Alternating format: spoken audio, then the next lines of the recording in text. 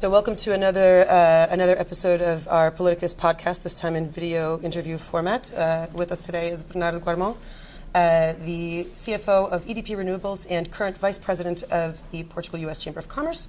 Thank you for taking the time to speak with us today. Thank you very much, Catherine. Tell us a little bit about yourself. About myself. Yes. So I'm Portuguese, obviously, so was born in Lisbon, raised close to Cascais, so very, very close to Lisbon.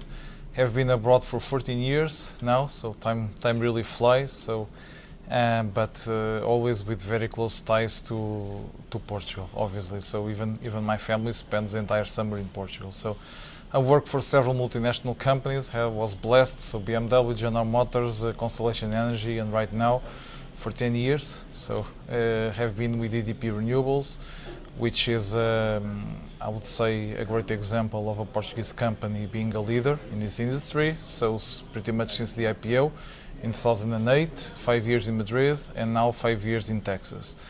I had, it's a second life, quote unquote, in the US. So before that, I was in the East Coast. Right now I'm in Texas, so Texas is a quite different country versus the East Coast. It's literally almost a different country. But a remarkable experience, and I think that it's a great combination of having the Portuguese blood and having the possibility of working in a Portuguese company, again, which is a leader in this industry, and in this great country, which is the US. So another hat that you wear is as current Vice President of the Portugal-US Chamber of Commerce. That's right. And I know that allows you to split time sometimes between Houston and New York.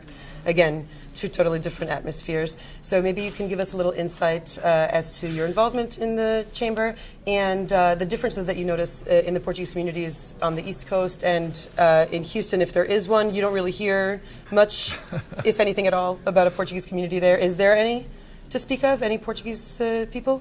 Yes, there is. So there's a very vibrant, small but vibrant Portuguese community in Texas. You know, Texas is it's a huge economy. It's 1.5 trillion GDP, and really the triangle between Dallas, Houston, and San Antonio is by far, from all the places I've lived, and I was blessed to live in different parts of the world.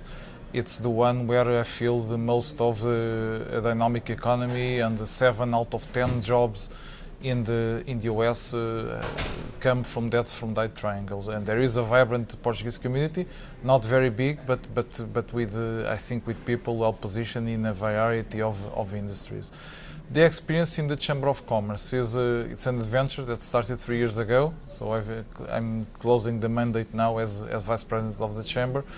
And it's a little bit of trying to give back something to a country that has given me and my family so much.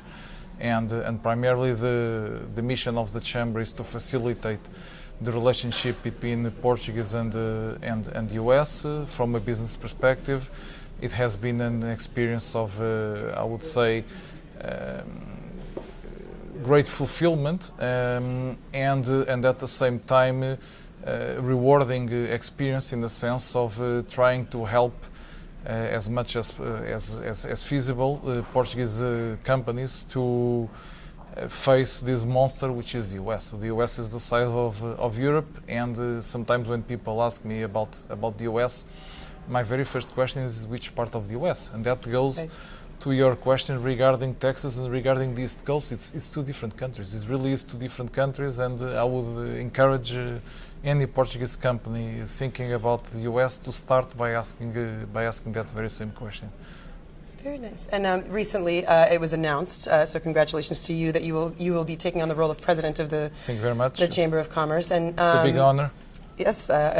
So, what are your thoughts on some challenges that may arise, in that role for the chamber in general, and some things that have gone well in the past with initiatives? Sure. No. First of all, so it's a big honor, and I feel very much supported by a wide range of people. So, within the executive team and outside the executive team. So I think it's more opportunities than challenges. So the last 3 years of the chamber has really been very dynamic. So I think it's more the responsibility of building on the legacy than challenges per se.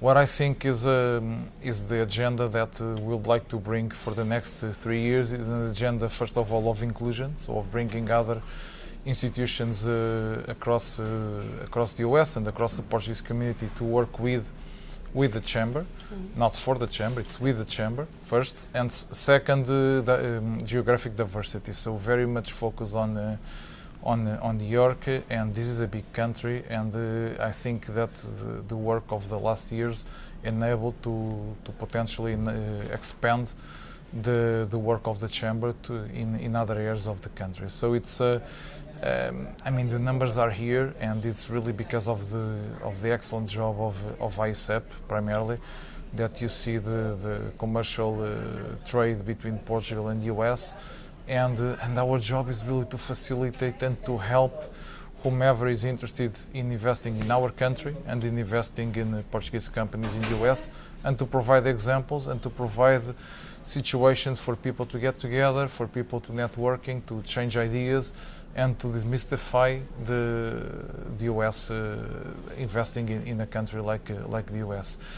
Again, the typical areas where Portuguese companies invest are very competitive, so this is a very competitive country for sure, but there are so many other areas, and I would name two, so Texas and California, which are countries by itself in terms of economic substance, where I believe, from what I've seen and in my personal opinion, that Portuguese companies may have a word to say as long as they are focused and they find the proper niche.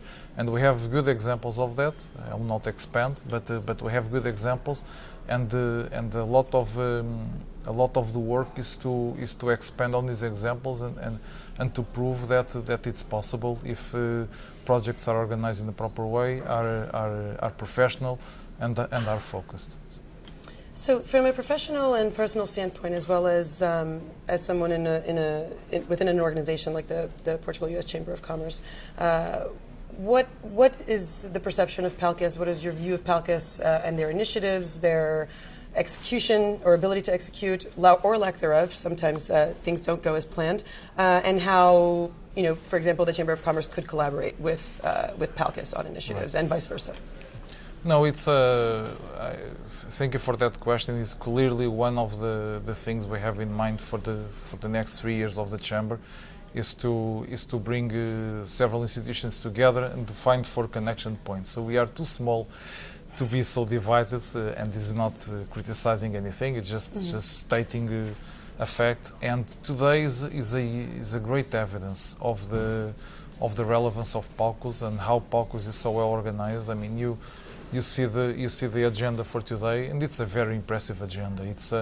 This is really an outstanding example, and make us all feel pride. And it starts with the organization. It goes with the quality of the panelists and of the panels, the topics which were chosen, bringing examples of very successful people in the political arena, in the professional arena, in the in companies, and bringing them, and at the same time sharing that successful career, but at the same time being so proud of being Portugal and the Portuguese heritage. And this makes us feel, I would say, proud and honored, and it's very important for the Portuguese community. So I can only congratulate PALCUS for doing this. I know it's a lot of work. I know it. Just a little bit. And what I think where the chamber could collaborate is, number one, to give visibility to the excellent work which is being done by PALCUS, and ask the same from PALCUS, which is to have an agenda which is aligned and what makes sense. So we have, for sure, if there is something that we have potential, is to have more of these initiatives like today. But can only speak very highly and to congratulate all the organization. And then finally, I have to say, it's an opportunity once in a lifetime to have a Portuguese General Secretary of the United Nations, and to have him here speaks for the quality of the program. Thank you. Well, maybe next year you can be one of our panelists Well. and give us your insight and expertise. Will be my pleasure. Thank you for attending the conference. I hope you continue to enjoy the rest of the day and the program. And thank you for giving us your time today. Well, thank you very much, Catherine.